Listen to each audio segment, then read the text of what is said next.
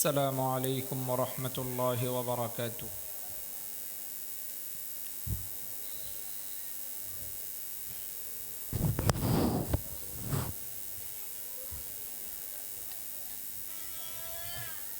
الحمد لله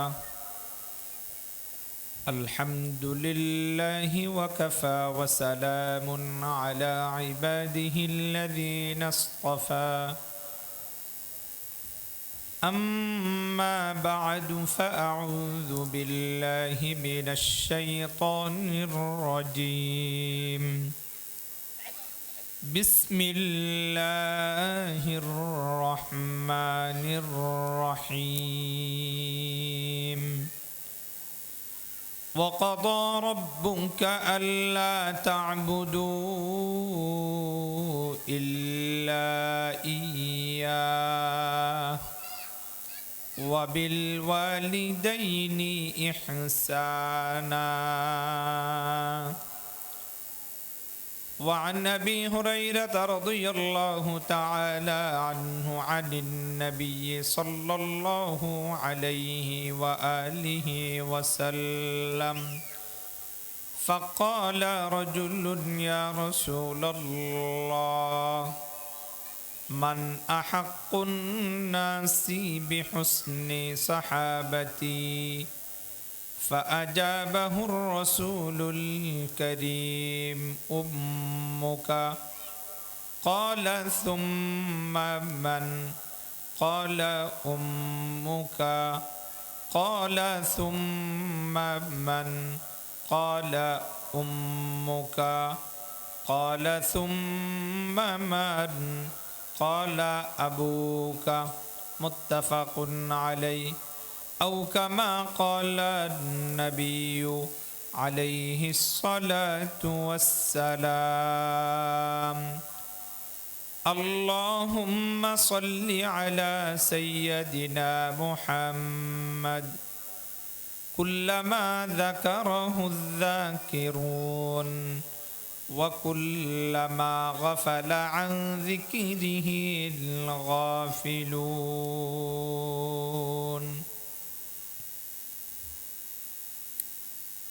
हर लहज़े मोमिन की नहीं शान नहीं आद। हर लहज़े मोमिन की नहीं शान नहीं आद। गुफ्तार में किरदार में अल्लाह की बुरहान। गुफ्तार में किरदार में अल्लाह की बुरहान। ये राज किसी को नहीं मालूम है मोमिन। ये राज किसी को नहीं मालूम है मोमिन। कारी नजर आता है हकीकत में है कुरान। कारी नजर आता है हकीकत में है कुरान। আলহামদুলিল্লাহ, মহান মালিকের দরবারে লাখো কোটি শুকর এবং সুজুদ আদায় করি। রব্বে কারীম অত্যন্ত দয়া করে মায়া করে কোরআনের একটি মাহফিল, জান্নাতি একটি পরিবেশ, দ্বীনি পরিবেশ এখানে আমাদেরকে আসার এবং বসার, কোরআন হাদিসের কথা শ্রবণ করার, আলোচনা করার তৌফিক দান করেছেন। এই জন্য শুকরিয়া আদায় করে আমরা প্রত্যেকে বলি আলহামদুলিল্লাহ। আমরা মনে হয় আওয়াজ ছোট হয়ে গেছে, দুর্বল হয়ে গেছি। আল্লাহর প্রশংসাটা একটু বড় আওয়াজে করুন। আপনারা যদি কথার উত্তর না দেন তাহলে আমার থেকে কথা আসবে না। এই জন্য প্রত্যেকটা কথার উত্তর দিবেন, কথাটা গুরুত্ব সহকারে শুনবেন। আবারও একবার আমরা আল্লাহ তাআলার দরবারে শুকরিয়া আদায় করি, বলি আলহামদুলিল্লাহ। সাথে সাথে লাখো কোটি দরুদ ও সালাম আর হাদিয়া পেশ করছি বিশ্বনবী মুহাম্মদুর রাসূল সাল্লাল্লাহু আলাইহি ওয়া আলিহি ওয়াসাল্লামের প্রতি। মাদ্রাসার মাহফিল, মাদ্রাসা কর্তৃপক্ষ আমাকে নির্দিষ্ট নির্ধারিত একটি সাবজেক্ট, একটি টপিক বিষয় নির্ধারণ করে দিয়েছেন। সেটি হলো পিতামাতার হক, পিতামাতার অধিকার সম্পর্কে। কমন একটি বিষয়, অত্যন্ত গুরুত্বপূর্ণ,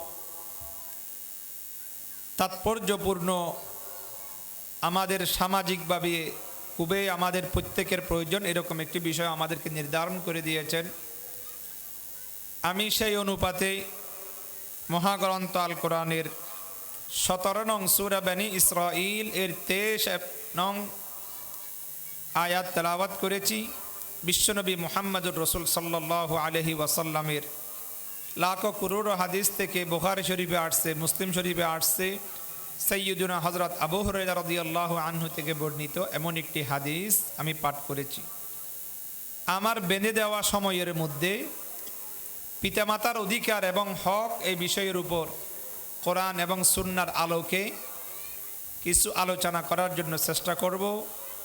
যেই আলোচনাটুকু আল্লাহ তাআলা আমাকে আমাদের সকলকে আমল করবার তৌফিক দান করুক, সকলে বলি আমিন। ওয়ামা তৌফিকি ইল্লা বিল্লাহ আলাইহি তাওয়াক্কালতু ওয়া ইলাইহি উনীব।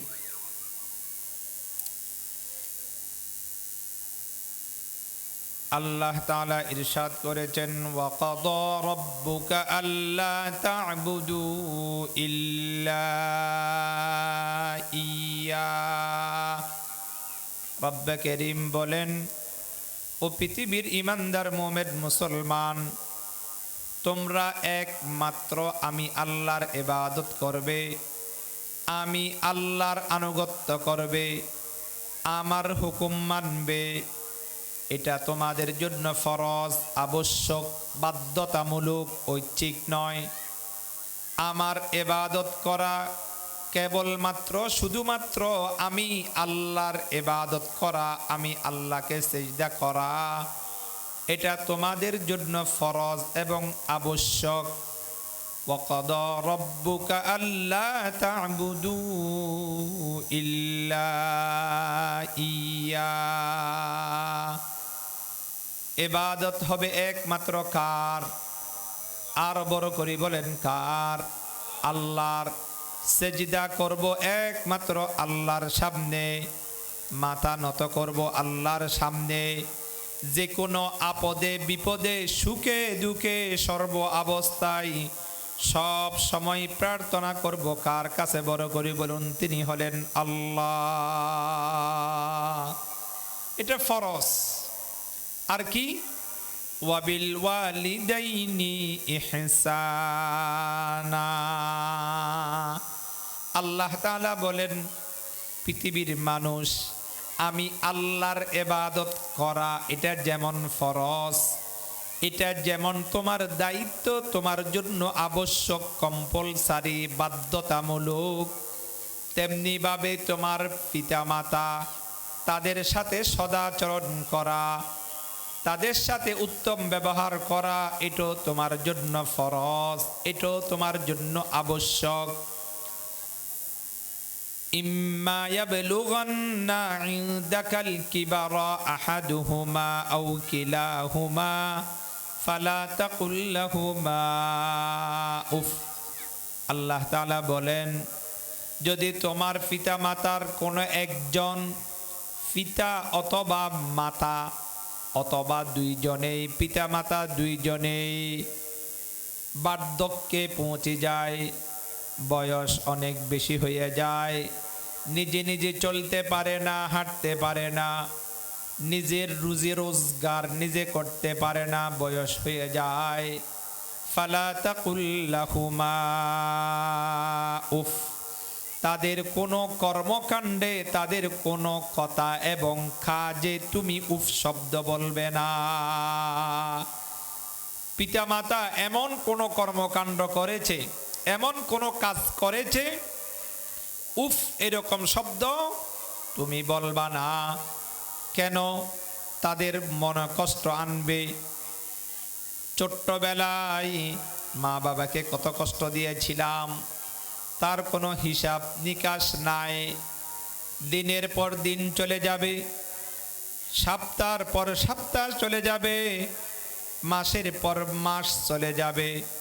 একটা ছোট বাচ্চাকে লালিত পালিত করতে, বড় করতে কি পরিমাণ কষ্ট। আমরা আমাদের পিতামাতাকে কি পরিমাণ কষ্ট দিয়েছি। পিতামাতা কোনো দিন উফ উহ এরকম শব্দ বলে নাই। আরশ আজিমের মালিক আল্লাহ তাআলা বলেন, যখন তারা বার্ধক্যে পৌঁছে যাবে, বয়স হয়ে যাবে, তখন তাদের কোনো কর্মকাণ্ডে কোনো কাজে বন্দা তুমি উফ উহ শব্দ বলিও না। আমাদের চিটাঙের ভাষায় বলে, গুড়া এবং বুড়া এক সমান। ছোটবেলায় বাচ্চা যেই রকম নিজে চলতে পারে না, হাঁটতে পারে না, খাইতে পারে না, বার্ধক্যে যারা পৌঁছে গেছে, বয়স অনেক বেশি হয়ে গেছে, তারাও ছোট বাচ্চার মতো চলতে পারে না, খাইতে পারে না, নিজের রুজি রোজগার নিজে করতে পারে না। ওয়ালা তানহারহুমা, আল্লাহ তাআলা বলেন, পিতা মাতাকে দমক দিয়ে কথা বলিও না। ওহে যুবক, তোমার গায়ের মধ্যে শক্তি আছে, তোমার রক্ত এখন গরম, তুমি টকবগে যুবক মানুষ, কিন্তু তোমার পিতা মাতা আল্লাহর পরে সবচেয়ে, নবীর পরে তোমার জন্য পৃথিবীতে সবচেয়ে সম্মানিত ব্যক্তি, সবচাইতে বড় পীর, বড় বুজুর্গ, তাদের সাথে কোনো দিন দমক দিয়ে বেয়াদবিমূলক আচরণ করবে না, দমক দিয়া কথা বলবে না। পিতা মাতার সাথে কেমনে কথা বলবে? আল্লাহ তাআলা বলেন, ওয়ালা তাকুল লাহুমা উফিন ওয়ালা তানহারহুমা ওয়াকুল লাহুমা কওলান কারীমা। আল্লাহু আকবার। মালিক বলেন, পৃথিবীর মানুষ, তোমার যত শক্তি থাকুক, যত টাকা পয়সা থাকুক, তুমি যত বড় কিছু হও না কেন, তুমি বড় এমপি, বড় মন্ত্রী, দুনিয়ার বড় পদ পদবীর অধিকারী, বড় শিক্ষিত, বড় অনেক কিছু, তোমার পিতা মাতার সামনে তুমি একেবারে ছোট। ওয়াকুল্লাহুমা কওলান কারীমা, তাদের সাথে সুন্দর ভাষায় কথা বলবে। যখন পিতা মাতার সাথে কথা বলবে, তখন পিতা মাতার আওয়াজ হবে বড়, ছেলে এবং মেয়ে তাদের আওয়াজ হবে ছোট।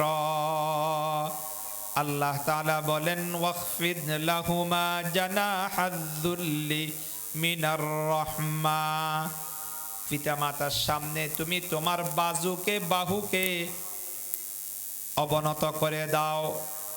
দাম্ভিকতার সহিত, অহংকার করে পিতা মাতার সাথে কথা বলবে না, তাদের সামনে যাবে না। পিতা মাতার সাথে সামনে সব সময় নম্র এবং ভদ্র। কিরকম?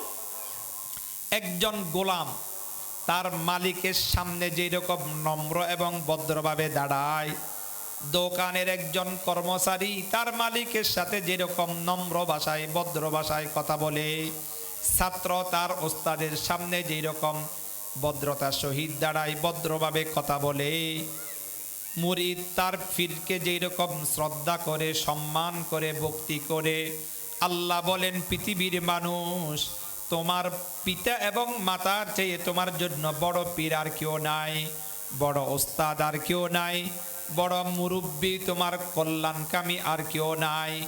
তুমি তাদের সাথে আরো বেশি নম্র এবং ভদ্রভাবে চলাফেরা করো।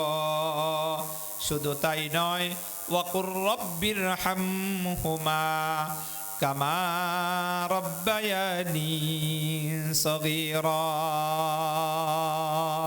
যখনই তুমি দোয়া করবে, মালিকের দরবারে হাত তুলবে, মুনাজাত করবে, আল্লাহকে বলো, ওহে মালিক, আমি যখন ছোট ছিলাম, আমি কিছুই জানতাম না, কিছুই পারতাম না, আমার পিতামাতা আমার জন্য কত কষ্ট করেছেন, আমাকে কত দয়া করেছেন, কত মায়া করেছেন, কত স্নেহ করেছেন, ঠিক তেমনি ভাবে আমার পিতামাতা আজকে দুনিয়াতে আছে অথবা নাই, তাদের উপর তুমি আমার ছোটবেলায় যেই রকম দয়া করেছিলেন, সেই রকম দয়া, রহম এবং আপনি মায়া করুন। সুবহানাল্লাহ। তাহলে মহাগ্রন্থ আল কোরআনে আল্লাহর ইবাদত যেরকম ফরজ, এটা যেরকম আল্লাহর অর্ডার, আল্লাহর হুকুম, পিতামাতার খেদমত করা, তাদের সেবা যত্ন করা, তাদের সাথে সুন্দর আচরণ করা, তাদের মন কষ্ট না দেওয়া, এটাও আল্লাহর হুকুম, এটাও ফরজ ইবাদত। কেউ যদি আল্লাহকে মানলো, তার পিতামাতাকে মানলো না, তাহলে সেই প্রকৃত ইমানদার, প্রকৃত মোমেন হতে পারবে না। এই জন্য পিতামাতার সহিত সদ্ব্যবহার করতে হবে, তাদের খেদমত করতে হবে। এইরকম আয়াত মহাগ্রন্থ আল কোরআনে অসংখ্য অগণিত আছে।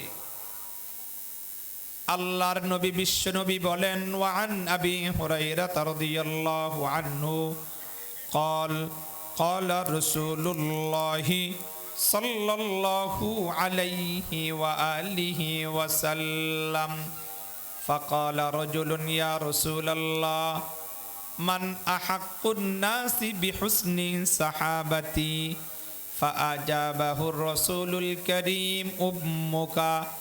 এক সাহাবী আল্লাহর নবীর দরবারে আসলেন, আসিয়া বলে, ইয়া রাসূলুল্লাহ, ইয়া হাবিবাল্লাহ, পৃথিবীতে অনেক মানুষ আছে, আমার বন্ধু বান্ধব আছে, আমার আত্মীয় স্বজন আছে, আমার পাড়াপড়শি আছে, আমার ওস্তাদ আছে, আমার বড়জন আছে, আমার পিতামাতা আছে, কার সহিত আমি সবচেয়ে সুন্দর আচরণ করব, ভালো ব্যবহার করব?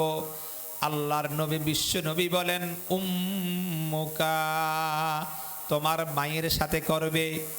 ওই সাহাবী আবারও প্রশ্ন করেন, ক্বালা তুম্মা মান?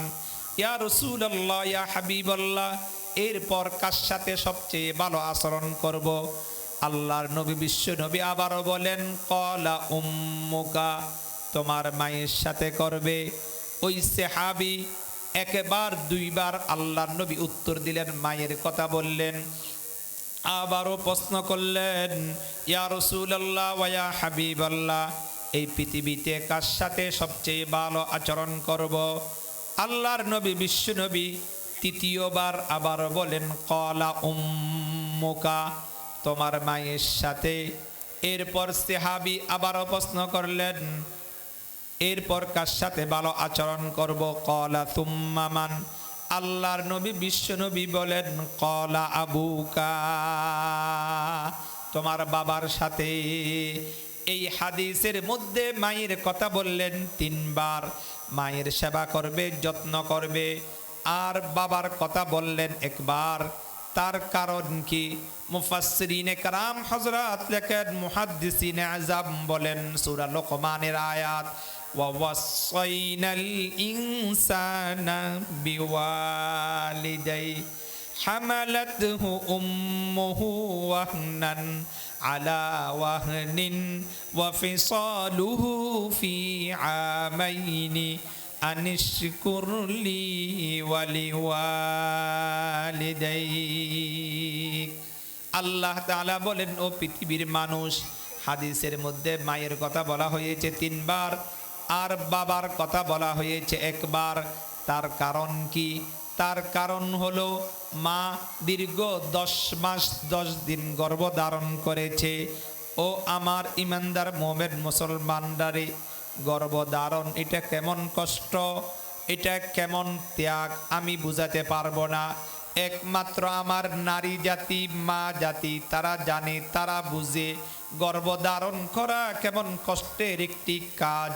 পৃথিবীর কোনো মানুষ বুঝবে না, যেই গর্ভধারণ করেছে একমাত্র সেই বুঝবে। রাত্রের গভীরে মা সারাদিন বাসার কাজ কাম করে ঘুমার জন্য গিয়েছেন, ঘুমের ঘরে গিয়েছেন বেডরুমে। আহারে, মা যখন ঘুমাতে গেলেন, শুইলেন, বাচ্চা গুতা মারিয়েছে, লাথি মেরেছে। মা ঘুম থেকে উঠে বসে গেলেন, মনে মনে কষ্ট পাইলেন। 2 চোখ দিয়া পানি বাহির হয়ে গেল। সারা রাত মা এমনি বসে আছে, আর ঘুমাতে পারে নাই। কিতাবের মধ্যে আসছে, একজন গর্ভধারিণী মা সেই প্রেগনেন্টের কারণে, গর্ভধারণ করার কারণে সারা রাত ঘুমাতে পারে নাই। একজন আবেদ জাহেদ সারা রাত তাহাজ্জুদের নামাজ পড়লে কোরআন তেলাওয়াত করলে, জিকির আজকার করলে যেই রকম সওয়াব ওই গর্ভধারিণী মায়ের আমলনামার মধ্যে সেই রকম সওয়াব আল্লাহ তাআলা লিখে দিবেন। সুবহানাল্লাহ। শুধু তাই নয়, সারাদিন বাসার কাজ কাম করেছেন, রান্না বান্না করেছেন, মা খেতে গেলেন, 1 লোকমা 2 লোকমা খেলেন, খাওয়ার পর বাচ্চা নড়াচড়া করে উঠেছেন, মা আর খেতে পারলেন না, কানার প্লেটটা ঠেলে দিয়ে মা আস্তে করে উঠে গেলেন। মায়ের মনের মধ্যে কষ্ট, পেটের মধ্যে প্রচণ্ড ক্ষুধা, কিন্তু মা বাচ্চার কারণে খেতে পারে নাই। ওই মা এর কানা, বাচ্চা 2 জনের কানা। মা দিনও ঘুমাতে পারে না, দিনও খেতে পারে না, রাত্রিবেলায় ঘুমাতে পারে না। এইভাবে 1টা 2টা দিন নয়, 1টা 2টা সপ্তাহ নয়, 1টা 2টা মাস নয়, দীর্ঘ 10 মাস 10 দিন আমি আপনি মায়ের পেটে ছিলাম। এরপর মা কষ্ট করে আমাদেরকে পৃথিবীর মুখ দেখাইলেন। আল্লাহু আকবার। এই জন্য মার এত দাম। দীর্ঘ 10 মাস 10 দিন পর মায়ের ডেলিভারির সময় হয়েছে। আহারে, প্রত্যেকটা মা জাতি, নারী জাতি যখন ডেলিভারির সময় হয়ে যায়, তখন জামার আত্মীয় স্বজন ওই মেয়ের মা বোন সবার কাছে মাপ চেয়ে নে। কি বলে না জানি, এবার মারা যাব, আমার অবস্থা খুব খারাপ। কি হয় আল্লাহ ভালো জানে। আহারে, প্রতিদিন কত মা বাচ্চাকে ডেলিভারি করতে গিয়ে দুনিয়া থেকে চলে যাচ্ছে, মৃত্যুবরণ করছে। অহরহ অসংখ্য ঘটনা আছে। ওই যেই মা গর্ভধারণ করেছে সেই মনে মনে ভাবে আমি বাঁচি নাকি মরি, আল্লাহ ভালো জানে। এরপর মা সকলের কাছ থেকে বিদায় নিয়ে যায়, সর্বশেষ স্বামীর কাছ থেকেও বিদায় নিয়ে যায়। স্বামীর কাছ থেকে বিদায় নিয়ে যাওয়ার পর যখন ডেলিভারির রুমে যায়, আহারে, ডেলিভারির যখন ব্যথা উঠে, তখন এক একটা ব্যথা বিশাল এক এক কষ্টের কাজ। অসম্ভব ব্যথা, অসম্ভব কষ্ট। একজন মানুষ, বৈজ্ঞানিকরা বলেন, খুব অল্প ব্যথা তারা সহ্য করতে পারে, কিন্তু মার ডেলিভারির কেস, যখন ডেলিভারি প্রেগনেন্টের ব্যথা শুরু হয়ে যায়, বাচ্চা প্রসব করবে, এটা 50-এর ঊর্ধ্বে ব্যথা, এই সময় মানুষ মারা যায়। এইরকম কষ্ট সহ্য করে মা আমাকে আপনাকে দীর্ঘ 10 মাস 10 দিন গর্ভধারণ করে মৃত্যুর ঝুঁকি নিয়ে দুনিয়ার মুখ আলো আমাকে দেখিয়েছেন। শুধু তাই নয়, আমি আপনি হওয়ার পর, দুনিয়ার সকল মানুষ সৃষ্টি হওয়ার পর যখন মার হুঁশ ফিরি আসে, হুঁশ ফিরি আসার পর মার কোলের মধ্যে যখন বাচ্চাটা দেওয়া হয়, তখন মার দীর্ঘ 10 মাস 10 দিনের দুঃখ এবং ডেলিভারির যেই কষ্ট সব কিছু ভুলে যায়। আল্লাহু আকবার। এত কষ্টের মা এত কষ্ট করে। শুধু তাই নয়, এরপর লাগাতার 2 বছর আবার বাচ্চাকে দুধ পান করায়। একটু চিন্তা করুন, এই শীতের দিনে রাত্রিবেলায় কতবার আমাদেরকে দুধ খাওয়াইলেন, কতবার রাত্রিবেলায় আমরা বিছনায় পেশাব করলাম, পায়খানা করলাম। রাত্রিবেলায় একবার পেশাব করি, সব কাপড় চোপড় ভিজে যায়। আবার মার শাড়ি দিয়ে আমাকে আগলিয়ে রাখেছেন, আবার মা এর শাড়ির মধ্যে পেশাব করে দিয়েছি। মা তারপরও রাগ করে, গুসা করে আমাকে মারধর আপনাকে করে নাই, ঘরের বাহিরে রাখে নাই, খালে নালা নর্দমায় আমাদেরকে নিক্ষেপ করে নাই। এরপরও একবার পেশাব করি, পায়খানা করি, আবার ধুয়ে মুছে যত্ন করে চুমা দিয়ে আদর করে দুধ পান করাই। এই জন্য মায়ের কথা আসছে 3 বার, ওয়াসাইনাল ইনসানা বিওয়ালিদাইহি إحسانا حملته أمه كرها ووضعته كرها وحمله وفصاله 30 شهرا। দীর্ঘ 10 মাস 10 দিন মা গর্ভধারণ করেছে, এরপর মৃত্যু ঝুঁকি নিয়ে প্রসব করেছে, দুনিয়ার আলো দেখিয়েছেন, এরপর আবার লাগাতার এটা সেখানে হয় নাই। ছেলে মনে করে ঢাকার ফ্ল্যাট বাড়িতে আমার মাকে আনলে আমার ফিক্সড নষ্ট হয়ে যাবে, আমার মা আশেপাশের মহিলাদের সাথে মিলে জুলে চলতে পারবে না, সেই স্ট্যাটাস আমার মায়ের নাই, শিক্ষা দীক্ষা নাই। আল্লাহর গজব ডেকে আনছেন। খবরদার, মা জাতি সম্মানের জাতি, মার সাথে কোনোদিন কেউ এরকম আচরণ করবেন না। আল্লাহর নবী বিশ্ব নবী বলে সাধ্যমতে তাদের রুজি রোজগারের যদি অভাবী হয় ব্যবস্থা করার জন্য চেষ্টা করব। আল্লাহর নবী বিশ্ব নবী বলেন ক্বালান নবিয়্যু সাল্লাল্লাহু আলাইহি ওয়া আলিহি ওয়া সাল্লাম সালাসু দাওয়াতিন মুস্তাজাবা।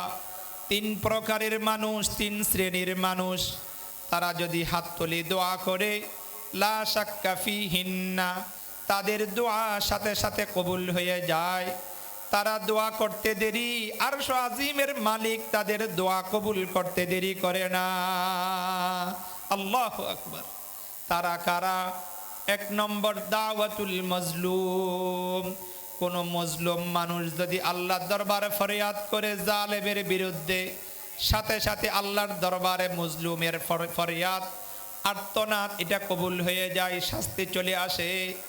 ওয়া দাওয়াতুল মুসাফির, কোন মুসাফির যদি সফর অবস্থায় আল্লাহর দরবারে দোয়া করে, মুসাফির দোয়া করতে দেরি, আল্লাহ তাআলা তার দোয়াকে কবুল করতে দেরি করে না।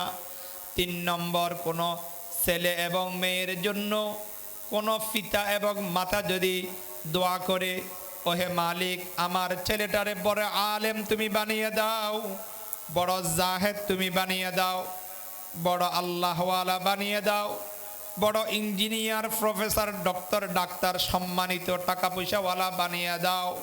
এরকম কোন মা বাবা যদি কোনো ছেলে মেয়ের জন্য দোয়া করে, দোয়া করতে দেরি, আরশ আজিমের মালিক দোয়াকে কবুল করতে দেরি করে না।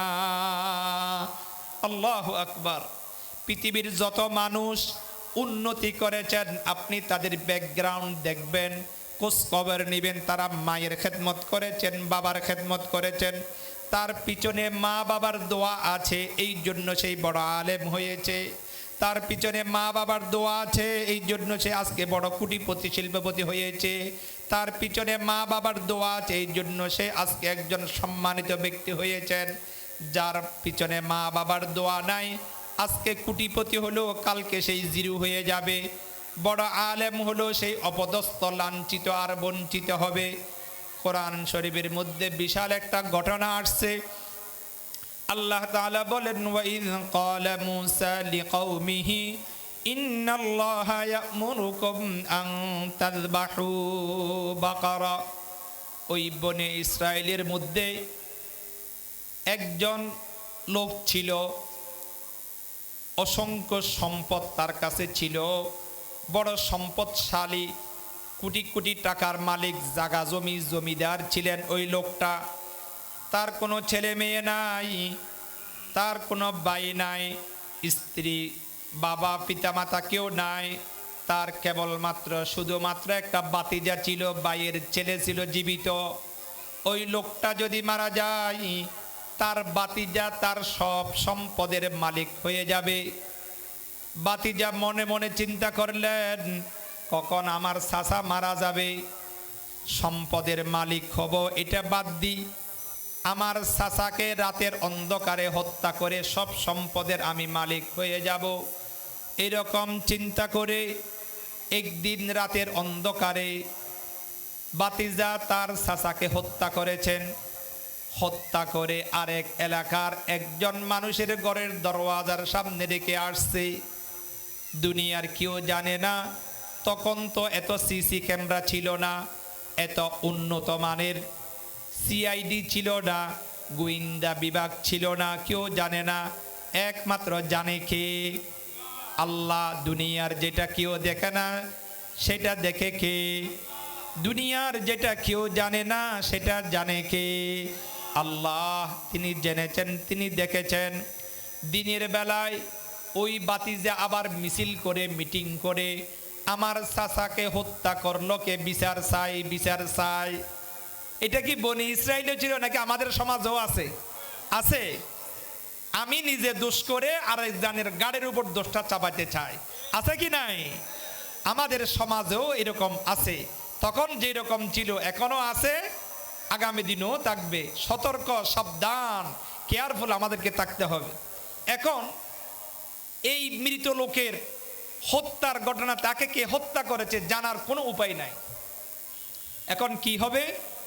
এক লোক পরামর্শ দিল, ওহে ভাই, জমানার একজন নবী আছে, উলুল আজম পয়গাম্বর, মহাগ্রন্থ আল কোরআনে যার নাম সবচেয়ে বেশি এসেছেন, বড় আল্লাহর নবী, প্রিয় নবী, তিনি হলেন জমানার নবী হযরত মূসা আলা নবিয়িনা আলাইহিস সালাতু ওয়াস সালাম। আপনারা তার কাছে যান, ঘটনাটি খুলে বলুন, তিনি একটি সলিউশন, সমাধান দিবেন।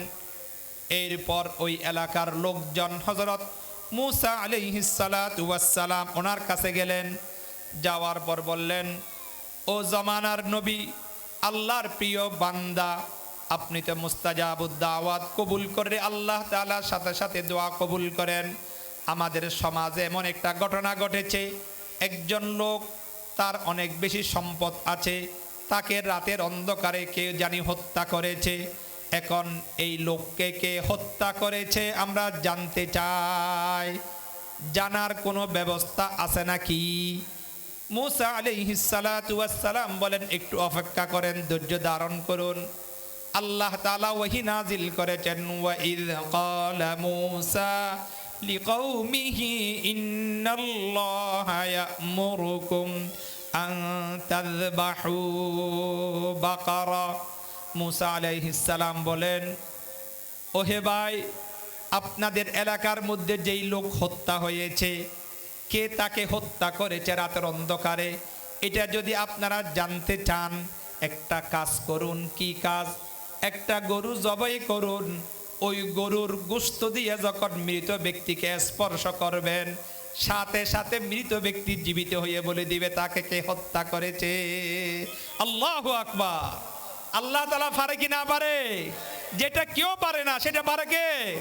আলহামদুলিমান কদ্দারা খায়রান ওয়া খাবালা ওয়াশ-শুকরু লিমান সাওয়ারা হুসনান ওয়া জামালা ফারদুন সামাদুন আন সিফাতিল খালকি বারিয়ুন রব্বুন আযালিয়ুন খালাকাল খালকা কামালা লা জিদ্দা ওয়ালা নিদ্দা ওয়ালা হাদ্দা লিমাওলা আল আনা কামা কানা ওয়া লাম ইয়ালকা জাওয়ালা লা তুশরিক বিল্লাহি রাব্বা সিওয়াহু লা ওয়ালিদা ওয়ালা ওয়ালাদা ওয়ালা আম্মা লা খালা লা ক্বাবলা ওয়ালা বা'দা ওয়ালা ওয়াক্তা জামানা লা হাজিবা ওয়ালা মানিআ লিল্লাহি তাআলা।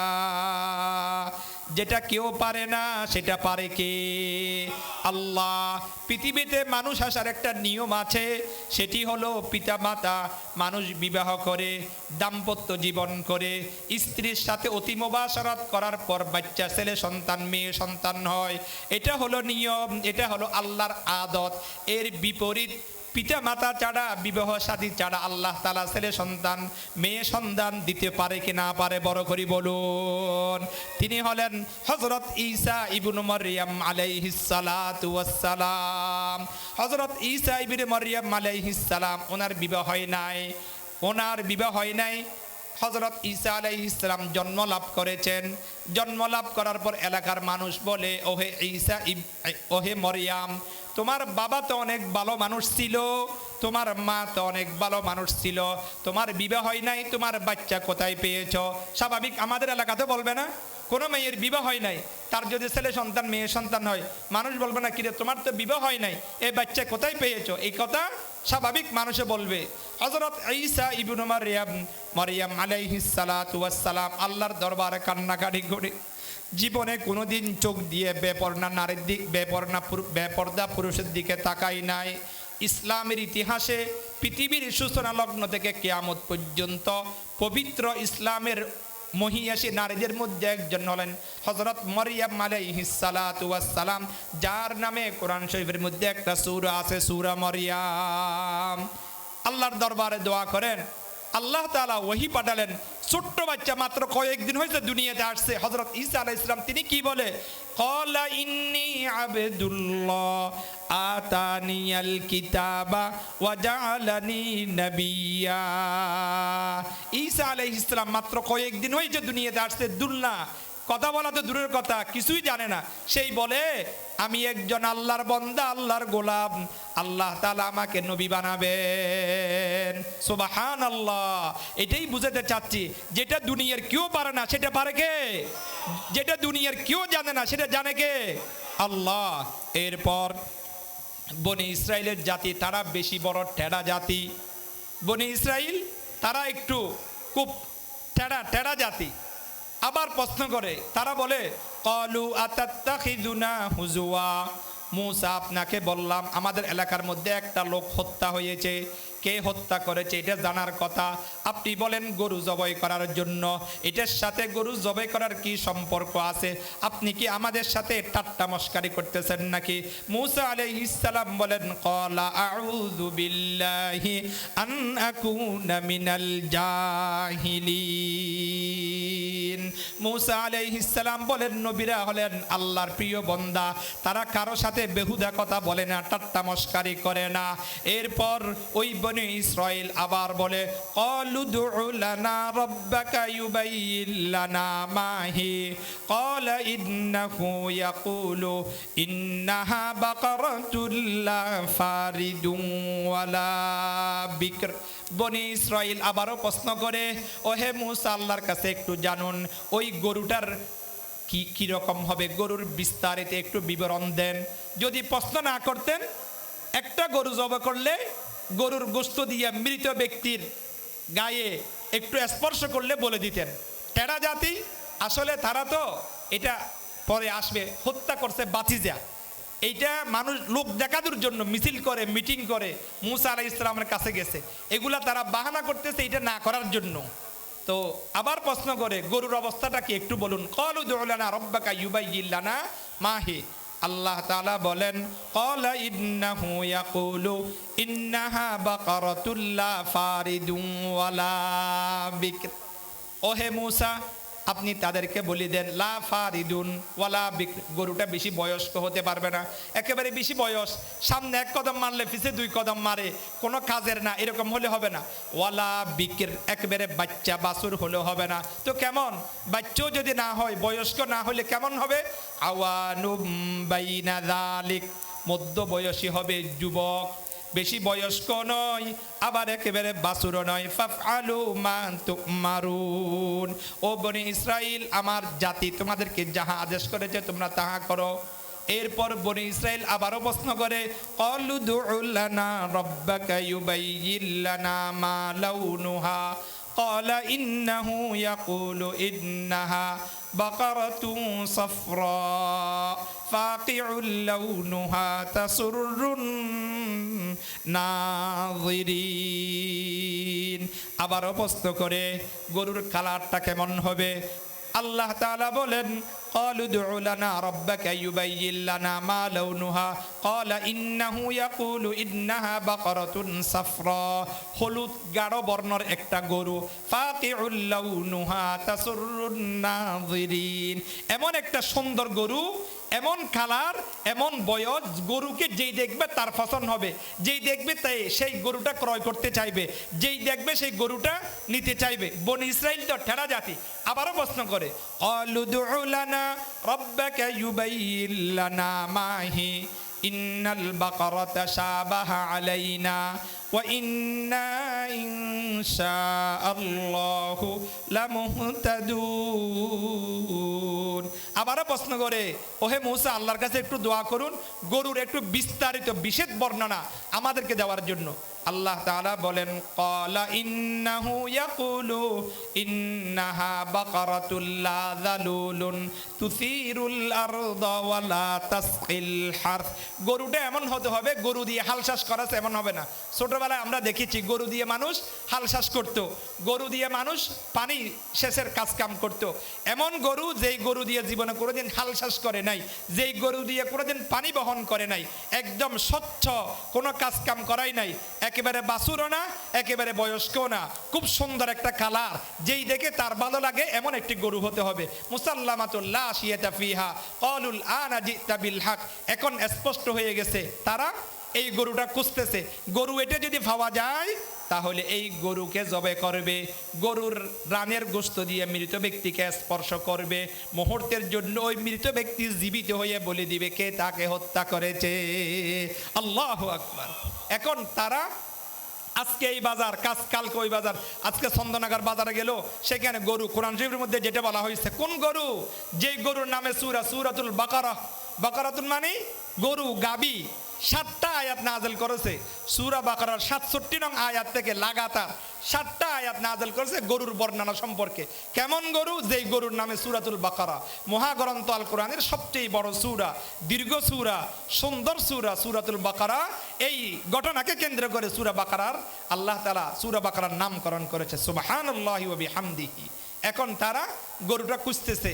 আজকে চন্দননগর বাজারে যার গরুটা খোঁজার জন্য দেখে এরকম গরু নাই, কালকে বিবির হাট গেছে, পরশুদিন ওই যে অলংকার গেছে, কোথাও গরুটা পাওয়া যাচ্ছে না। এখানে আমরা একটু অপেক্ষা করি। বনি ইসরায়েলের মধ্যে আরেকজন যুবক ছিল, বড় আল্লাহওয়ালা, বড় মুত্তাকি একজন মানুষ ছিলেন। তার ছোট ছোট কিছু বাচ্চা আছে, ছেলে মেয়ে আছে, ছেলে আছে একটা, ছেলে আছে। সেই এই অবস্থার মধ্যে মারা গেল। তার একটা গরু ছিল, ওই গরুটা আল্লাহর নামে পাহাড়ের মধ্যে দিয়ে দিয়েছে। পাহাড়ে ঘাস খাইয়ে গরুটা লালিত পালিত হচ্ছে। এই মানুষটা মারা গেল, তার ছোট ছেলে আছে, ছেলেটা দিন দিন বড় হচ্ছে, অনেক বড় হয়েছে।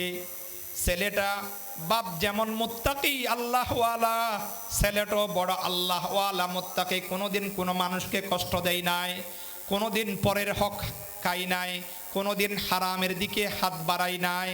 আমাদের দেশে কি বলে, আগারাল যেমন হয় পরের আল তেমন হয়, বাপ যেমন হয় ছেলে তেমন হয়, নাতি তেমন হয়। বাপ যদি 16 আনা হয়, ছেলে 4 আনা হবে। অর্থাৎ আমি যেই বীজ বপন করতেছি, বীজটা যদি ভালো হয় তার থেকে একটা ভালো গাছের আশা করতে পারি, গাছটা যদি ভালো হয় তার থেকে একটা ভালো ফলের আশা করতে পারি। যেই লোকটা মারা গেল, ওই লোকটা বড় আল্লাহওয়ালা ছিল, কোনোদিন কোনো মানুষকে কষ্ট দেয় নাই। ওই লোকের ছেলেটাও বড় আল্লাহওয়ালা, সেই প্রতিদিন 5 ওয়াক্ত নামাজ পড়ে। তার কাজ ছিল পাহাড় থেকে লাকড়ি কাটে, পাহাড় থেকে প্রতিদিন লাকড়ি সেই কাটতেন, এগুলি কেটে এনে চন্দননগর বাজারে সেই বিক্রি করত। বিক্রি করার পর সেই লাকড়ির যেই মূল্য পাইত, এটাকে 3 ভাগ করত। 1 ভাগ তার মাকে দিত তার মায়ের খেদমতের জন্য, আরেক ভাগ সেই আল্লাহর রাস্তায় দান করে দিত, আরেক ভাগ নিজের জীবিকা নির্বাহ করত, ছেলে মেয়ে পরিবার পরিজন তাদের জন্য ব্যয় করত। ঠিক তেমনিভাবে রাত্রিবেলাকেও সেই 3 ভাগ করত। 1 ভাগ রাত্রিবেলায় সেই তার মায়ের খেদমত করত, মায়ের মাথার মধ্যে তেল লাগাতেন, মার হাত টিভি দিতেন, পা টিভি দিতেন, মা এর খেদমত করতেন। আরেক ভাগ সেই নামাজ পড়তেন, কোরআন তেলাওয়াত জিকির আজকার করতেন। রাতের আরেক ভাগ সেই ঘুমাতেন, রাতকে 3 ভাগ করতেন। তার কামাই রোজগারকেও সেই 3 ভাগ করেছেন। একদিন তার মা তাকে বলে, ওহে আমার প্রিয় ছেলে, তোমার তো অনেক বেশি কষ্ট হয়, সারা রাত তুমি আল্লাহর ইবাদত করো, সারাদিন পাহাড় থেকে লাকড়ি কেটে এনে বাজারে বিক্রি করে অনেক তোমার কষ্ট হয়। একটা কাজ করো। কি কাজ? তুমি যখন ছোট ছিলা তখন তোমার বাবা আল্লাহর নামে পাহাড়ের মধ্যে একটা গরু দিয়ে দিয়েছিলেন। পাহাড়ি বনে জঙ্গলের ঘাস খেয়ে পানি খেয়ে গরুটা লালিত পালিত হচ্ছে, বড় হচ্ছে। তুমি পাহাড়ে যাবে, যাওয়ার পর আল্লাহর নাম নিয়ে গরুটাকে ডাক মারবে, সাথে সাথে তোমার কাছে গরুটা চলে আসবে। আল্লাহু আকবার। আশ্চর্য! ওই ছেলেটা পাহাড়ে গেলেন, যাওয়ার পর আল্লাহর নাম নিয়ে ডাক দিলেন, ওহে আরশ আজিমের মালিক, আমি ছোট ছিলাম, আমার বাবা এই পাহাড়ের মধ্যে একটা গরু আপনার নামে দিয়ে দিয়েছেন। আমার মা বলেছেন গরুটা যেন আমার হাতে চলে আসে। এই কথা বলতে দেরি, সাথে সাথে গরুটা তার কাছে চলে আসছে। সুবহানাল্লাহ। এরপর গরুটা ইতিপূর্বে অনেক মানুষ ধরতে চেয়েছিল, যেই দেখে তার ভালো লাগে। গরু কোনটা? সূরাতুল বাকারা, কোরআন শরীফের মধ্যে এতগুলো আয়াত বলছে, যে এতগুলা গুণ যেটা বলছে গরু এইটা, যেই দেখে তার ভালো লাগে। ইতিপূর্বে এই গরুকে অনেক মানুষ ধরতে চেয়েছিল, কারো কাছে সেই গরু ধরা যায় না। এরপর এই ছেলেটাকে তার মা বলল, ওহে আমার প্রিয় ছেলে, গরুটা যখন তোমার কাছে আসবে, তুমি গরুর কান ধরে ধরে আমার বাড়িতে নিয়ে আসবে। খবরদার গরুর গায়ের উপর উঠবা না। ছেলে গরুর কান ধরে ধরে গরুর পিছনে পিছনে গরুর সাথে সাথে বাড়িতে আসতেছে। তার বাড়ি থেকে পাহাড়ি বন জঙ্গল অনেক দূরে। এক লোক বলে, ওহে ভাই, তুমি ছোট্ট ছেলে, তোমার অনেক কষ্ট হচ্ছে, তোমার বাড়ি তো অনেক দূরে, তুমি এক কাজ করো, গরুর গায়ের উপর চড়ো, তাহলে তোমার একটু কষ্ট কম হবে। গোড়ার উপর মানুষ যেমন চড়ে, গরুর পিঠের উপর তুমি আরোহণ করে তুমি বাড়িতে যাও। ওই ছেলে কি বলে, না রে ভাই, আমার মা আমাকে বলেছেন খবরদার ছেলে তুমি গরুর পিঠের উপর আরোহণ করবে না। আমার মা এর কথার বাহিরে আমি কিছু করতে পারবো না। এরপর একটু কিছু দূর যেতে না যেতে গরুর জবান খুলে গেল। গরু বলে, ওহে বালক, তুমি যদি আজকে তোমার মায়ের কথার বিরোধিতা করে আমার পিঠের উপর আরোহণ করতা, আমি তোমার কাছ থেকে এত দূরে চলে যেতাম, জীবনে কোনোদিন আমাকে আর ধরতে পারতা না, আমি তোমার বাধ্য হতাম না। আল্লাহু আকবার। প্রত্যেকটা কাজের মধ্যে আল্লাহর হিকমত, রহস্য। যেই আজকের জিরু, পিতামাতার দোয়া থাকলে কালকে হিরো হয়ে যাবে। আজকে কিছু জানে না, পিতামাতার দোয়া থাকলে সে আগামীকালের বহুত বড় ইঞ্জিনিয়ার, প্রফেসর, ডাক্তার হয়ে যাবে। আর যে আজকে অনেক বড় কিছু, কোটি টাকার মালিক, বড় জমিদার, বড় কিছু, পিতামাতার সাথে বেয়াদবি করার কারণে কালকে সেই জিরো হয়ে যাবে। হাজার হাজার ঘটনা কোরআন শরীফের ওয়াকিয়া। এরপর ছেলেটা গরুটাকে ধরে ধরে বাড়িতে আনলো।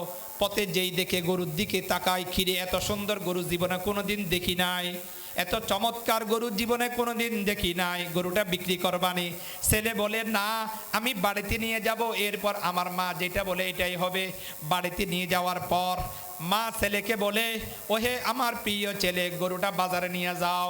নিয়ে যাওয়ার পর বিভিন্ন মানুষ তোমার থেকে গরুটা ক্রয় করতে চাইবে, তুমি বলবা একটা দাম বলবে, তারা তার চেয়ে ডবল দাম দিয়ে তোমার থেকে গরুটা নিতে চাইবে, কিন্তু তুমি বলবা না আমি দিব না, আমার মায়ের সাথে পরামর্শ করতে হবে।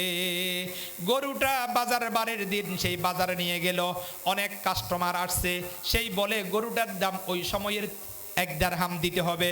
এরপর তারা 1 দিরহাম চেয়েছে, সেই বলে আমি আমার মার সাথে একটু পরামর্শ করিয়ে আসি, তারপর গরুটা আপনাদেরকে বিক্রি করব।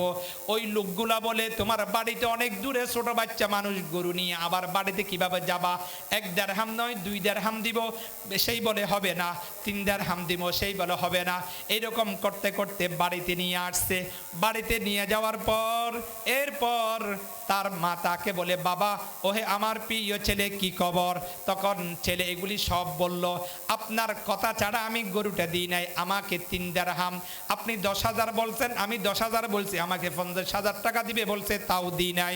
এরপর কিছু ফেরেশতা আসছে, আসিয়া বলে, তারা ফেরেশতা ওই ছেলেকে জায়গায় জায়গায় পরীক্ষা করে মার কথা কেমন মানে না মানে। ইয়ে রাজো কেসি কু নহি মালুম হে মুমিন, কারি নজর আতা হাই হাকিকত মে কুরআন। আল্লাহু আকবার। এরপর গরুটা বাড়িতে আনলো, আনার পর মাকে ফেরেশতারা এসে বলে দিল, বনি ইসরাইলের মধ্যে ওই লোকগুলা, কোন লোক? ওই যে মানুষ হত্যা হয়েছে, তারা তো গরু খুঁজতেছে। কোন গরু? এইটা, এই বাজার ওই বাজার, সারা বাংলাদেশ সারা পৃথিবী গরু এটা খুঁজতেছে। গরু এটা পাওয়া গেলে এটা জবাই করবে, জবাই করার পর ওই মৃত ব্যক্তি চাচা যাকে হত্যা হয়েছে তাকে স্পর্শ করলে সেই জীবিত হবে আর বলে দিবে তাকে কে হত্যা করেছে। গরু এটা পাওয়া না গেলে তাকে তাকে কে হত্যা করছে বলাটা অসম্ভব। তারা খুব খুঁজতেছে। মাকে বলল, ওহে মুরব্বী, বনি ইসরায়েলের অমুক সমাজের মধ্যে এমন একটা গরুর দরকার, তাদের একটা ঘটনা ঘটেছে, তারা আপনার কাছে আসবে। আসার পর আপনি তাদেরকে বলবেন গরুর চামড়ার মধ্যে যেই পরিমাণ স্বর্ণ আটে, যেই পরিমাণ স্বর্ণ হয়, এই পরিমাণ স্বর্ণ যদি দিতে পারে গরুটা বিক্রি করবেন, না হয় আপনি বিক্রি করবেন না। ওই লোকের সম্পদের অভাব নাই, এই গরু ছাড়া তাদের কোনো বিকল্প ব্যবস্থা নাই। এরপর ফেরেশতারা তাদের কাছে গেল, তারা অনেক দিন হয়ে গেল গরুটা খুঁজতেছে আর খুঁজতেছে। এই গরু, যেই গরুটা বাছুরও না, একেবারে বেশি বয়স্ক না, যেই গরু দিয়া কোনোদিন হাল চাষ করা হয় নাই, যেই গরু দিয়া কোনোদিন পানি সেচের কাজ করা হয় নাই, এত সুন্দর চমৎকার একটা গরু কোথায় পাওয়া যাবে, তারা প্রতিদিন খুঁজতেছে হয়রান। ফেরেশতারা যাইয়ে তাদেরকে বলল, ওহে ভাই, অমুক এলাকার মধ্যে এরকম একটা গরুর সন্ধান আমরা পেয়েছি, আপনারা সেখানে যেয়ে দেখেন। তারা এখানে আসছে, আসার পর খুব ভেবে চিন্তে দেখলেন, ডানে দেখে, বামে দেখে, সামনে দেখে, পিছনে দেখে, আল্লাহ তাআলা কোরআন শরীফের মধ্যে যেই গরুর বর্ণনা দিয়েছেন, যেই গরুর বৈশিষ্ট্য বলেছেন, ওই গরুটা এইটা। সুবহানাল্লাহ, আল্লাহু আকবার, বড় করে বলুন আল্লাহু আকবার। এরপর তারা দরাদরি করতেছে, শেষমেশ দরাদরি করলো। দরাদরি করতে করতে ওই মালিক বলে, গরুর চামড়ার মধ্যে যেই রকম স্বর্ণ, যতটুকু স্বর্ণ আটে, এতটুকু স্বর্ণ যদি দাও গরুটা বিক্রি করব। তাদেরও বিকল্প কোনো ব্যবস্থা নাই, গরুটা নিয়ে নিল গরুর ওজন পরিমাণ স্বর্ণ দিয়ে। মাইসুরতে ইউসুফ কানিহি চাহনে ওয়ালা, কাইসকে মানিন্দ নিহি আশিক লাইলা, कैस के मानिंद नहीं आशिक लैला, मैं आशिक मौला हूँ मेरा इश्क दीवाना, ये जुमला जहाँ जिसकी तजल्ली से उजाला। আল্লাহু আকবার। এরপর এখানে একটু রাখি, এই ছেলে একেবারে গরিব ছিল, অসহায়। দিনে পাহাড় থেকে লাকড়ি কেটে এনে এইগুলি বিক্রি করত, সামান্য টাকা পেত। এটাকে 3 ভাগ করত, 1 ভাগ আল্লাহর রাস্তায় দান করত, আর 1 ভাগ তার মাকে দিত, আর 1 ভাগ নিজের সংসারের জন্য ব্যয় করত। একেবারে জিরো ছিল। এই ছেলেটারে আল্লাহ তাআলা মুহূর্তের মধ্যে হিরো বানিয়ে দিয়েছেন। সুবহানাল্লাহ। গরুর ওজন পরিমাণ স্বর্ণের মালিক, কোটি কোটি টাকার মালিক না। কি জন্য? ওই যে মার দোয়া আছে, সালাসাতু দাওয়াতিন মুস্তাজাবা লা শাক্কা ফিহিন্না দাওয়াতুল ওয়ালিদি লিওয়ালাদিহি। কোন পিতামাতা তার ছেলের জন্য দোয়া করতে দেরি, আরশ আজিমের মালিক তার দোয়া কবুল করতে দেরি করে না। তার পিতা তার জন্য দোয়া করে গেছেন, তার মা তার জন্য সব সময় দোয়া করে। ছেলেটা মায়ের কথা মতে চলে, মাকে তার যেটা পায় টাকা, এটাকে 3 ভাগ করে প্রতিদিন রাত্রে মা এর খেদমত করে, প্রতিদিন রাত্রে তাহাজ্জুদের নামাজ পড়ে, বড় আল্লাহওয়ালা। এই জন্য ওই ছেলেটা মায়ের দোয়ার কারণে মুহূর্তের মধ্যে হিরো হয়ে গেলেন। সুবহানাল্লাহ। এরপর তারা গরুটা ক্রয় করলো, গরুটা ক্রয় করে সেখানে নিয়ে গেলেন। সেখানে নিয়ে যাওয়ার পর গরুটাকে জবাই করেছে। গরুকে জবাই করার পর গরুর একটা গোশতের রান নিয়েছে। রান নিয়ে যখন ওই মৃত ব্যক্তি, কোটিপতি, শিল্পপতি, তার শরীরের মধ্যে স্পর্শ করছে, আল্লাহ তাআলা বলেন, ফাকুল নাদরিবুহু বিবাদিহা কাযালিকা ইউহয়িল্লাহুল মাউতা ওয়া ইউরিকুম আয়াতিহি লাআল্লাকুম তা'কিলুন। আল্লাহ তাআলা বলেন, ওই মৃত ব্যক্তির শরীরের মধ্যে যখন ওই গরুর গোশতকে স্পর্শ করছে, রানকে স্পর্শ করলো, সাথে সাথে সেই জীবিত হয়ে গেল। আর জীবিত হয়ে গিয়ে সেই বলে দিল, আমার ভাতিজা আমাকে রাতের অন্ধকারে হত্যা করেছে। নাউযুবিল্লাহ, নাউযুবিল্লাহ। ভাতিজা অগ্রিম, চাচা কখন মরবে এটা অপেক্ষা না করে অগ্রিম চাচার সম্পত্তি, টাকা পয়সা, ব্যাংক ব্যালেন্সের মালিক হওয়ার জন্য রাতের অন্ধকারে চাচাকে হত্যা করে এই সব নাটক সাজিয়েছেন। কিতাবের শরীয়তের মাসালা আছে, কোন ছেলে মেয়ে যদি পিতামাতাকে হত্যা করে, কি করে? কোন ছেলে মেয়ে যদি পিতামাতাকে হত্যা করে, তার বিন্দু পরিমাণ সম্পত্তি টাকা পয়সা সেই পাবে না। ঐশী সেই তার মা বাবাকে হত্যা করেছিল, সেই তার মা বাবার কোনো সম্পদ কোনো টাকা পয়সা পাবে না। কি বলতে চেয়েছিলাম, যেই ছেলে মেয়ের উপর পিতামাতার দোয়া আছে, আল্লাহ তাআলা তাকে বড় ওলি বানা দিবেন, বড় সম্পদশালী বানা দিবেন, বড় মর্যাদাবান বানিয়ে দিবেন। আর যার প্রতি দোয়া নাই, বদদোয়া আছে, সেই হিরু থাকলেও জিরু হয়ে যাবে, বড় সম্মানিত হলো সে লাঞ্ছিত আর বঞ্চিত হবে। অনেকগুলো ঘটনা আছে, আমার হাতে সময় নাই, এই জন্য আমি বলতে পারতেছি না। আল্লাহর নবী বিশ্ব নবী বলেন, ক্বালান নবী সাল্লাল্লাহু আলাইহি ওয়া আলিহি ওয়া সাল্লাম, রাজার রব্বি ফি রাদাল ওয়ালিদি ওয়া সাখাতুর রব্বি ফি সাখাতিল ওয়ালিদি আও কামা ক্বালান নবী আলাইহিস সালাতু ওয়াস সালাম। যেই ছেলে মেয়ের উপর আল্লাহর পিতামাতা রাজি, তার উপর আল্লাহ রাজি। আর যেই ছেলে মেয়ের উপর পিতামাতা নারাজ, তার উপর আল্লাহ নারাজ। পিতামাতার 14টা হক আছে, 14টা হক খুব সংক্ষেপে বলে দিচ্ছি। জীবিত অবস্থায় 7টা হক। 1 নম্বর, পিতামাতাকে আমরা সম্মান করব। 2 নম্বর, পিতামাতাকে ভালোবাসবো। এই যে বললাম, পিতামাতার সাথে চেয়ে বড় পীর, বড় মুরব্বী আর কেউ নাই। আপনার পীরকে, বড় আল্লাহওয়ালা হুজুরদেরকে হাদিয়া দেন, টাকা পয়সা দেন, দোয়া চান, ঠিক আছে। তাদের দোয়া কবুল হয় কি না হয় কেউ জানে? জানে না। আল্লাহর নবী বলেন, আপনার পিতামাতা আপনার জন্য দোয়া করলে সাথে সাথে কবুল করবেন কে? আল্লাহ। এই জন্য পিতামাতাকে ভালোবাসবেন। 3 নম্বর, তাদের কথা মানবেন। 4 নম্বর, তাদেরকে মান্য তাদের সেবা করবেন, পিতামাতাকে খেদমত করবেন। এখন আমরা শহরে থাকি, কত কিছু খাচ্ছি, কত সুন্দরভাবে চলছি, পিতামাতার কোনো খোঁজ খবর নেই না। আল্লাহর ওয়াস্তে এগুলি করব না। 1 নম্বর, পিতামাতার সুখ শান্তির ব্যবস্থা করা। 6 নম্বর, তাদের প্রয়োজন পূরণ করা। 7 নম্বর, আপনি যদি শহরে থাকেন, ঢাকায় থাকেন, পিতামাতা যদি গ্রামের বাড়িতে থাকে, তাহলে তাদের খোঁজ খবর নেবেন, তাদের সাথে সাক্ষাৎ করবেন। 24 ঘন্টা স্ত্রীর সাথে সময় দিচ্ছেন। ছেলে মেয়েকে একদিন না দেখলে কত কষ্ট লাগে। আহারে, আমার বাবাটা গ্রামের বাড়িতে থাকে, আমার মাটা গ্রামের বাড়িতে থাকে, কেমন আছে না, একটু ফোন করে খবর লই, মা আপনি কি খাবেন, টাকা পাঠাই দেন বিকাশে, মা যেটা খেতে মন চায় সেটা খাবে। গভীর রাতে উঠে আল্লাহর দরবারে দোয়া করবে। আপনার ব্যবসার মধ্যে অসংখ্য বরকত হয়ে যাবে, কোটি টাকার মালিক হয়ে যাবেন। পিতামাতা যদি মারা যায়, তাহলে তাদের জন্য মাগফিরাতের দোয়া করবেন। আল্লাহ তাআলা বলেন, রব্বানা গফিরলি ওয়া লিওয়ালিদাইয়া ওয়া লিল মুমিনিনা ইয়াউমা ইয়াকুমুল হিসাব রব্বিরহামহুমা কামা রব্বায়ানি সগীরা রব্বিগফিরলি ওয়া লিওয়ালিদাইয়া ওয়া লিমান দাখালা বাইতিয়া মুমিনান ওয়া লিল মুমিনিনা ওয়াল মুমিনাত ওয়া লা তাজিদিয যালিমিনা ইল্লা তাবারা। তাহলে পিতামাতার জন্য, যাদের পিতামাতা মারা গেছে, বেশি বেশি মাগফিরাতের দোয়া করবেন। 2 নম্বর, ইসালি সোয়াব করবেন, বেশি বেশি সোয়াব রসানি করবেন।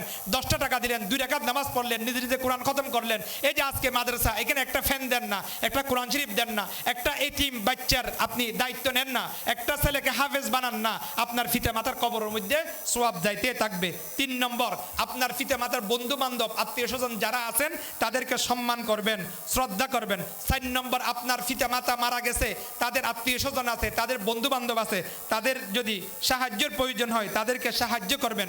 আপনার পিতামাতা জীবিত থাকতে যদি তার কোনো কর্জ থাকে, ঋণ থাকে, 5 নম্বর, এটা আপনি পরিশোধ করবেন। 6 নম্বর, আপনার পিতামাতা জীবিত থাকা অবস্থায় আপনাকে যদি কোনো ওসিয়ত করে, কি ওসিয়ত? ও আমার ছেলে, এই যে দারুত তাকওয়া মাদ্রাসা, এটা একটা ভালো মাদ্রাসা, এখানে ভালো পড়াশোনা হয়, মাদ্রাসার মধ্যে প্রতি মাসে 1000 টাকা করে দিও, প্রতি বছর এরকম টাকা দিও, মাদ্রাসার খোঁজ খবর নিও, মাদ্রাসার সাথে সুসম্পর্ক রাখিও, মসজিদে দান করিও, আলেম ওলামাদের ইজ্জত দিও। এরকম যদি কোনো ওসিয়ত করে, আপনি ওই ওসিয়তটা পূরণ করবেন। 7 নম্বর, বেশি বেশি প্রতিদিন প্রতি রাত্রে বেশি বেশি পিতামাতার কবর জিয়ারত করবেন। এই 14টা পিতামাতার হক। 1 নম্বর, জীবিত থাকতে 7টা সম্মান করা। 2 নম্বর, ভালোবাসা। 3 নম্বর, তাদের কথা মানা। 4 নম্বর, সেবা করা। 5 নম্বর, সুখ শান্তির ব্যবস্থা করা। 6 নম্বর, প্রয়োজন পূরণ করা। 7 নম্বর, দূরে থাকলে তাদের সাথে সাক্ষাৎ করা। মরে যাওয়ার পর 7টা হক। 1 নম্বর, তাদের জন্য বেশি বেশি ক্ষমার দোয়া করবেন। 2 নম্বর, ইসালি সোয়াব করবেন। 3 নম্বর, তাদের বন্ধু বান্ধবকে এই বন্ধু বান্ধবকে তাদেরকে সম্মান করবেন, শ্রদ্ধা করবেন। 4 নম্বর বন্ধু বান্ধব আত্মীয় স্বজনকে সাহায্য করবেন। 5 নম্বর পিতামাতার কর্জ থাকলে এটা আদায় করবেন। 6 নম্বর পিতামাতার বৈধ ওসিয়ত এটা পূরণ করবেন। 7 নম্বর তাদের জন্য বেশি বেশি কবর জিয়ারত করবেন। এই 14টা হকের কথা বললাম নির্দিষ্ট একটা সাবজেক্টের উপর। সবাই আমল করবেন তো ইনশাআল্লাহ? একটু হাত তুলে দেখান, হাত তুলে দেখান। যার যার সাধ্য মতে পিতামাতার হক আদায় করবেন। আদায় করলে আপনার ছেলে মেয়ে আপনাকে মানবে। আমি যদি আমার পিতামাতার হক আদায় না করি, আমার ছেলে মেয়ে আমাকে বৃদ্ধাশ্রমে রাখবে। আমি আমার পিতামাতাকে কি কষ্ট দিলাম, তারা তার চেয়ে আরো ডবল কষ্ট দিবে। দিন চলে গেছে, এটা অনেক ভালো, আসতেছে এটা অনেক খারাপ। এই জন্য পিতামাতার সাথে সদ্ব্যবহার করবেন। জীবিত থাকলে তাদের সাথে ভালো আচরণ করবেন, তাদের খেদমত করবেন। ইন্তেকাল হয়ে গেলে তাদের জন্য বেশি বেশি মালিকের দরবারে মাগফিরাতের দোয়া করবেন। ওয়া আখির দাওয়ানা আলহামদুলিল্লাহি রাব্বিল আলামিন। আসসালামু আলাইকুম ওয়া রাহমাতুল্লাহি ওয়া বারাকাতুহু।